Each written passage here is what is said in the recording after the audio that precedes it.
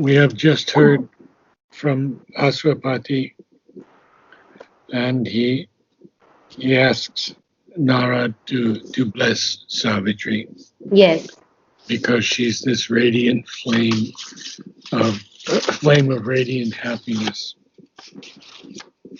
And doom will see her pass, and doom won't say anything. But does continue then, yeah. and but too often.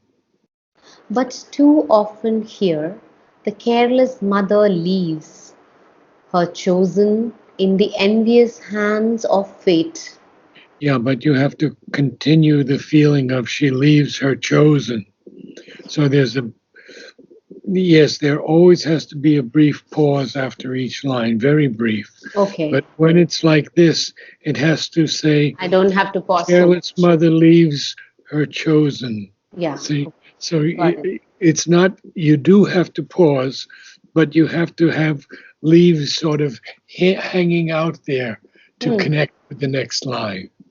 got it. Okay. So see what you can do with that.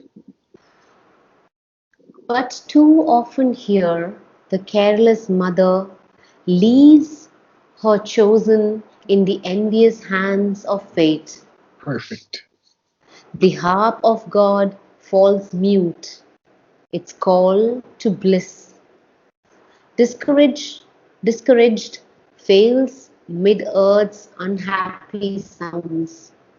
The strings of the siren ecstasy cry not here, or soon are silenced in the human heart. So we have a few things to go through here.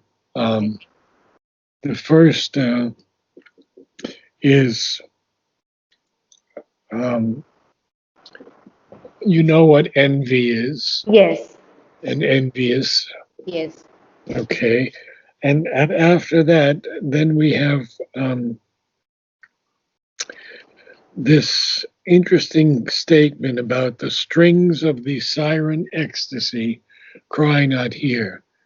Well, what Sri Aurobindo says, and I really need to read this to you because it's extremely important. Okay. Ecstasy is a state of exalted emotion so intense that one is carried beyond thought, and it is used by mystical writers as the technical name for the state of rapture, in Okay. which the body was supposed to become incapable of sensation, Hmm. while the soul was engaged in the contemplation of divine things. Now that's the dictionary definition from Chambers, interestingly enough. Hmm. But Sri Aurobindo writes, quote, "It has been held that ecstasy is a lower and transient passage. The peace of the Supreme is the supreme realization, the consummate abiding experience. This may be true on the spiritual mind plane. There, the first ecstasy felt is indeed a spiritual rapture, Hmm. but it can be and is very usually mingled with a supreme happiness of the vital parts taken up by the Spirit. There is an exultation, excitement, a highest intensity of the joy of the heart, Hmm. and the pure inner soul sensation that can be a splendid passage or an uplifting force, but Hmm. it is not the ultimate permanent foundation. Okay. But in the highest ascents of the spiritual bliss, there is not this vehement exaltation and excitement. Hmm. There is instead an illimitable intensity of participation in an eternal ecstasy, which is founded on the eternal existence and therefore on a beatific tranquility of eternal peace. The supermind, reconciling and fusing all differences as well as all contradictions, brings out this unity, a wide calm and a deep delight of all existence are among its first steps of realization. But this calm and this delight rise together as one state into an increasing intensity and culminate in the eternal ecstasy, the bliss that is the infinite. And that's from the Life Divine. Very important. Mm. So the siren ecstasy, and here he calls it the strings of the siren ecstasy. So that's like a harp Okay. of the sirens playing the harp. And when he says cry not here, it means it doesn't sound here. Hmm. And or they're soon silenced in the human heart. And then he continues to speak to Narad. Of sorrow's songs we have enough. Bid once her glad and griefless days bring heaven here. Or must fire always test the great of soul? Now, this is the big question that he presents to Narad, that Hmm.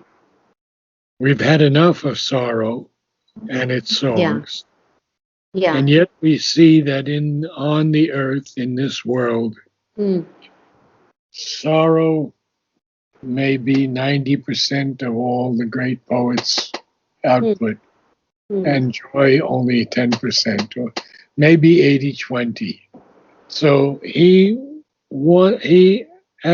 says that we've had enough of the songs of sorrow, and for once, bid that her griefless days and her glad days bring heaven to us. And then he asks the question, or must fire always test the great of soul? And he continues. Uh, Along the dreadful causeway of the gods, armored with love and faith, armored with love and faith and sacred joy, a traveler to the Eternal's house, once let wounded pass a No, mortal life. unwounded. Oh, okay. I'll read that again. Along Yeah. the dreadful causeway of the gods, armored with love and faith and sacred joy, a traveler to the Eternal's house, once let unwounded pass a mortal life. You say causeway, but I think it's pronounced causeway. Causeway. Okay. Yes, it's a causeway, and a Cause. causeway is a raised roadway, Yeah. Okay. something that would cross water or marsh Okay. land. I remember the causeway. Oh, it must have been in the 1950s or 60s, going through Florida on this long causeway with just the sea on either side, but it was very calm because it was inland, and it was the most beautiful drive. Now it's all changed and everything's built up, but you would just look at the water and the many colors of the water and the different birds that were there. It was such a beautiful experience for me, and it runs for many, many miles, maybe close to 100 miles Hmm. to Key West, which is the last key right at the ocean's front. Okay. So this causeway is an important, he calls it a dreadful causeway of the gods, because we have to go on that causeway. All of us have to take that path that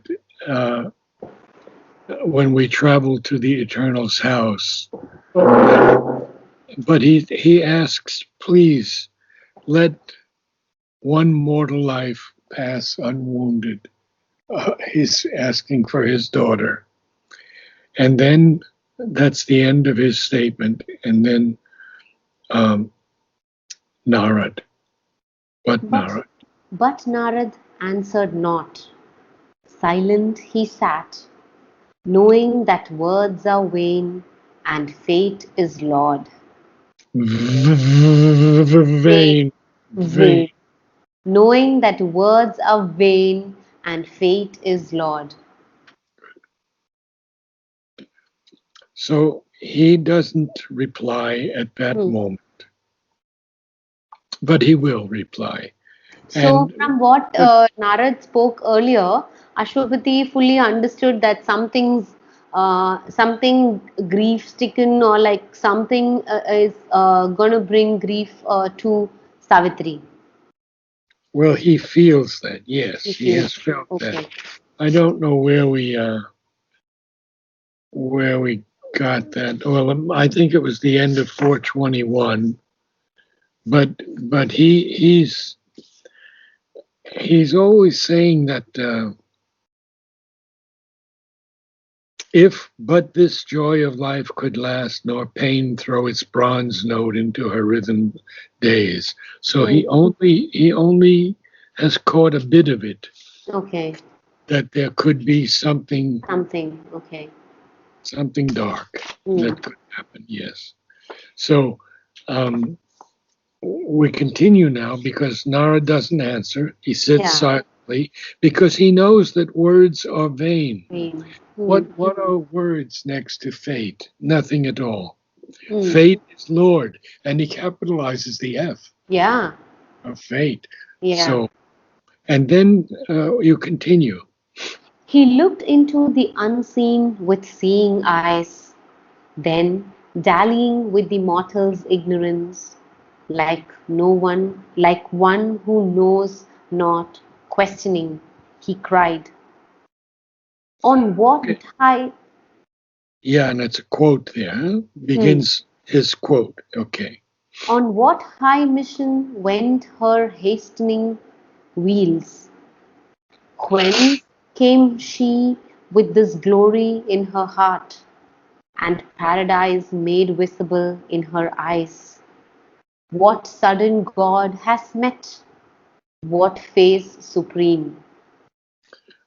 So now, okay.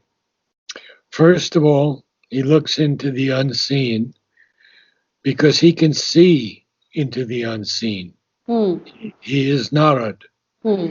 Then it says dallying, and to dally is an interesting word here because Sri Aurobindo uses it in a very special way. Hmm. Uh, he's playing around, he's lingering, he's toying, Hmm. toying, toying with the whole question. And therefore, he says he's toying with the mortal's ignorance. And then, like somebody who doesn't know anything, he asks, "What high mission went her hastening wheels?" That's the chariot that brought her Yeah. to Satyavan. Yeah. And then whence came she? Now that's back when she has returned. Whence Hmm. came she with this glory in her heart and paradise made visible in her eyes? What God did she meet all of a sudden, and what supreme Yeah. face did she Did she see? say? And Yeah. now the king speaks. To whom To the king? whom the king, to whom the king, the red Asoka, Ashoka. the red Ashoka watched her going forth, which now sees her return. Okay, so now it's the red Ashoka watched her going forth, which now sees her return. Now, the Ashoka is a very interesting tree. Um, it is an Indian tree. Mm-hmm. It's often called the sorrowless tree of India. Okay. And we have one just in front of the ashram, and I planted a number of them in the nursery and the outer gardens also. It has Okay. clusters of orange and yellow flowers, bunches. It's a beautiful tree. So he says that when she left, the Ashoka watched her leaving, and now she returns, and the Ashoka sees her again. Hmm. So the tree watches her leaving to go on her great journey, and then he sees her coming back. How beautiful that the tree can see. So the tree watched her going forth, and now he sees her return. Hmm. Okay.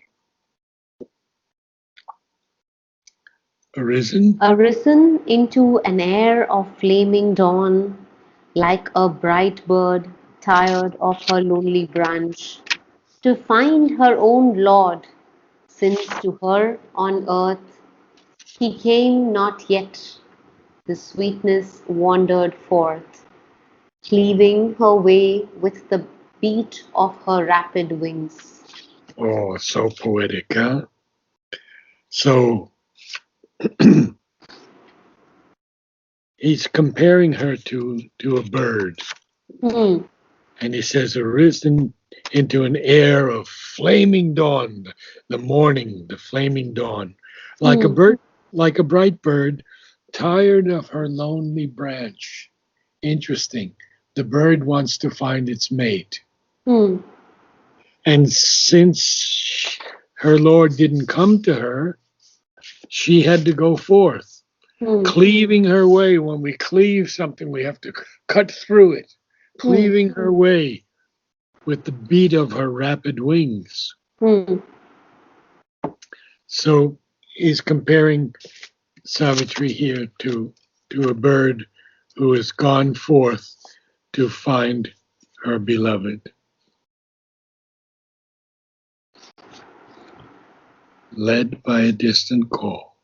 Led by a distant call, her vague, swift flight threaded the summer morns and sunlit lands. The happy rest, the happy rest her burdened lashes keep, and these charmed guardian lips hold treasured still. Okay, so now he's saying that she was led by a distant call, Hmm. and her swift flight threaded the mornings of summer and the sunlit lands. Hmm. But then he says the rest, the happy rest, her heavy lashes, Keep. eyelashes, they keep the rest of it, um, and they're not telling it yet. And these charmed guardian lips hold this treasure still. So she's there in Hmm. front of, and Narad is saying, but she hasn't yet told us Hmm. what her distant flight resulted in. Hmm. Uh, and her burden lashes keep the rest, and Ah. these charmed guardian lips still hold that treasure. Yeah. Isn't it wonderful? And Yeah. then he says, then he speaks to her, and he's Virgin. yeah, Virgin who comest, come. comest, yes, Okay, Virgin who comest perfected by joy, reveal the name thy sudden heart beats learned. Whom hast thou chosen kingliest among men? okay. You have to work on the V's, my dear. Okay, Virgin. Virgin. Oh, I Not- thought I got that. Okay, I didn't. Oh, it was a kind of virgin. Virgin. Okay, Vir- virgin. Virgin who comest perfected by joy. Excellent. So he calls her a virgin, of course, and she is perfected by joy. Isn't that an incredible statement? Yeah. Someone who comes perfected by joy. Hmm. Oh, my goodness. Reveal the name. Tell us who you have found, Hmm. who you have chosen, Hmm. who has got to be the kingliest among men. Yeah. And then she will reply And to her. Savitri answered with her still calm voice, as one who speaks beneath the eyes of fate. Father and King, I have carried out thy will. Now that was beautifully read line. It couldn't be read better than that. Thank you. And I think you understand how we have to read Savitri. It's not something that is dull and mechanical, but it has to come from our soul, an expression of our soul. And you caught it so perfectly there. Okay, carry on, because Father we and have. King, I have carried out thy will. One whom I sought, I found in distant lands. I have obeyed my heart, I have heard its call. On the borders of a dreaming wilderness, mid Shalva's giant hills and brooding woods, in his thatched hermitage, Dumatsena dwells, blind, exiled, outcast, once a mighty king. The son of Dumatsena, Satyavan, I have met on the wild forest's lonely verge. My father, I have chosen. This is done. How simply she speaks. And she says that, she's carried out his will because it was he who told her to go forth, Hmm. because nobody there in the palace could claim her hand. Hmm. Remember that they were unworthy of her, or they were envy of her, or they felt she was too uppity, or whatever you want to call it. All these things that he tells us about these suitors Hmm. who came to her, none of them was worthy of her. Hmm. And so her father said, "Go forth." And so she says, "I have carried out thy will. Hmm. One whom I sought, well, she found him in distant lands, Hmm. and she obeyed her heart. She Hmm. had she Heard its had call. heard the heart's call, Hmm. and in this dreaming wilderness, mid Shalwa, of course, Shalwa is the place where they live. Hmm. And there's a place in Oroville that Narendra Gehlot bought. It's 25 acres, just adjoining Oroville, off the main road, and they call it Shalwa Forest, Ah, okay. named for named for Satyavan. And the idea there was to have a great community, but Deshpanda now is probably 88 years old, Hmm. and nothing much is happening there. Gawa, Gawa, the big Tibetan guy? No. Well, he was sort of in charge of it, but I don't think anything has happened there. Hmm. Anyway, so she says this, that mid the giant hills and the brooding woods of Shalwa, Dumatsana, his father, dwells. He's now outcast. He's exiled because he's blind. Hmm. But he was once a mighty Mighty king. king. Hmm. That son of Dumatsana, Satyavan, I have met on the wild forest's lonely verge. And she ends this statement with the briefest possible two phrases. My father, I have chosen, this is done. I Hmm. mean, you can't argue those two phrases, although her mother will do that. Hmm. But it's so emphatic, isn't it? Hmm. Yeah. Okay, now because Astonished. because she has said this, Hmm. then now we're going to see what happens. Astonished, all sat silent for a space. Then Ashwapati looked withdrawn and saw. No, he looked within. He looked inside himself, Then not withdrawn. Ashwapati looked within and saw a heavy shadow float above the name, chased by a sudden and stupendous light. He looked into his daughter's eyes and spoke. Well, hast thou done? No, And I, no, not well, but well hast thou done. well hast thou done, and I approve thy choice. If this is all, then all is surely well.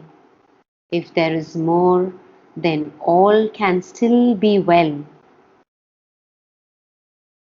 You have to Whether carry on. whether it seem good or evil to men's eyes, only for good the secret will can work.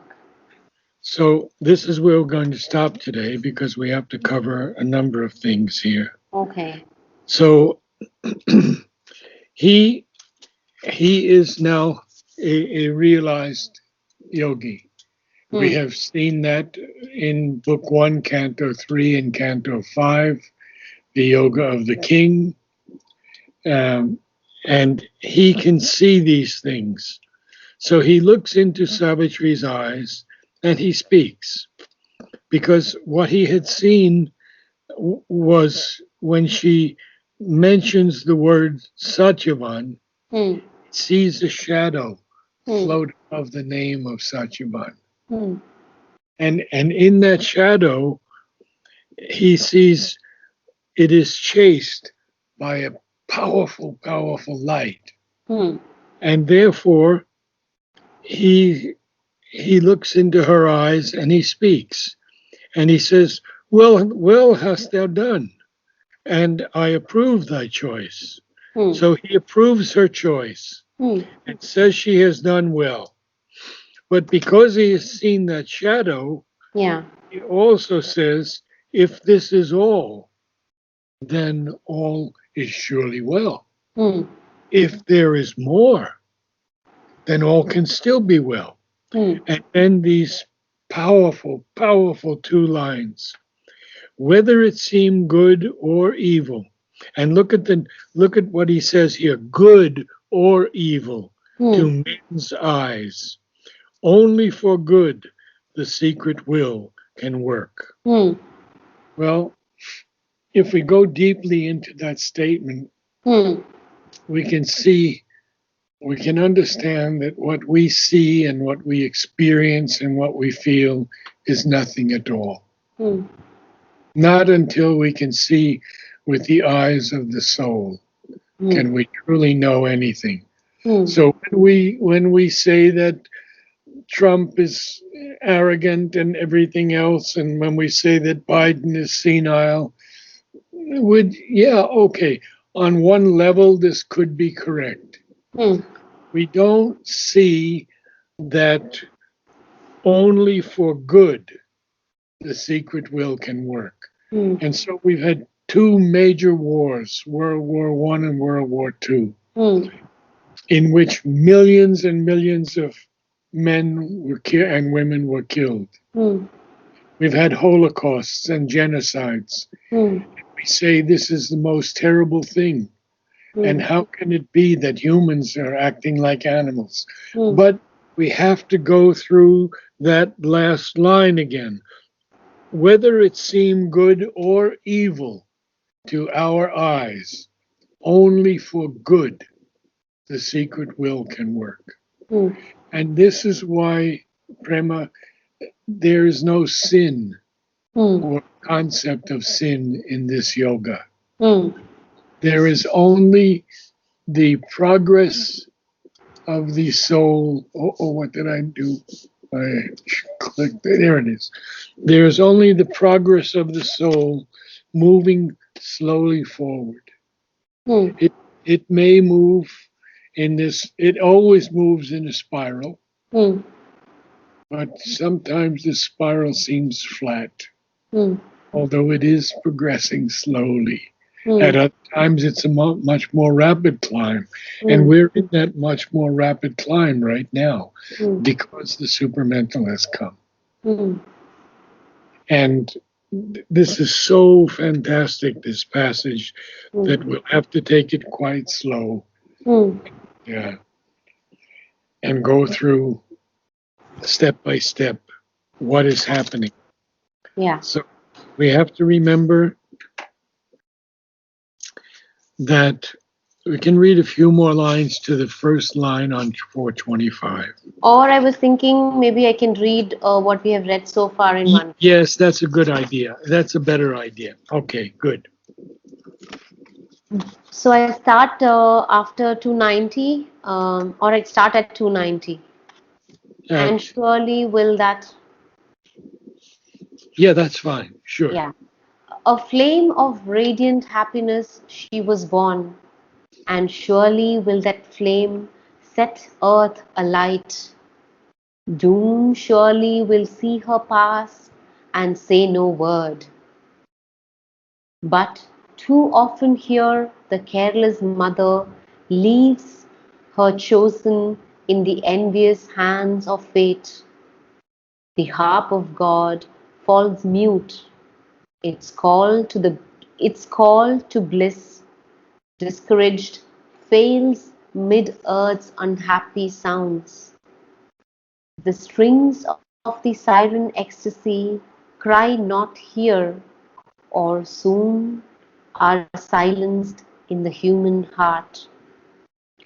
Of sorrow's songs we have enough, bid once her glad and griefless days bring heaven here, or must fire always test the grate of soul? Along the dreadful causeway of the gods, armored with love and faith and sacred joy, a traveller to the Eternal's house, once let unwounded pass a mortal life. But Narad answered not. Silent he sat, knowing that words are vain and fate is Lord. He looked into the unseen with seeing eyes, then, dallying with the mortal's ignorance, like one who knows not, questioning, he cried, on what high mission wend her hastening wheels? When she came, whence came she with this glory in her heart, and paradise made visible in her eyes? What sudden god has met, what face supreme, to whom the king, the red Ashoka, watched her going forth, which now sees her return, arisen into an air of flaming dawn, like a arisen, bright arisen, arisen. arisen into an air of flaming dawn, like a bright bird tired of her lonely branch, to find her own Lord, since to her on earth he came not yet. The sweetness wandered forth, cleaving her way with the beat of her rapid wings. Led by a distant call, her vague, swift flight threaded the summer morns and sunlit lands.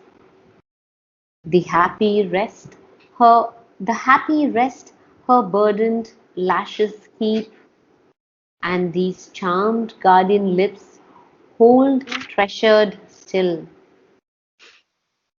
Virgin who comest, Virgin who comest perfected by joy, reveal the name thy sudden heartbeats learned.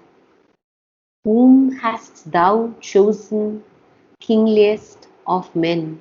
Sorry, whom hast thou chosen kingliest among men?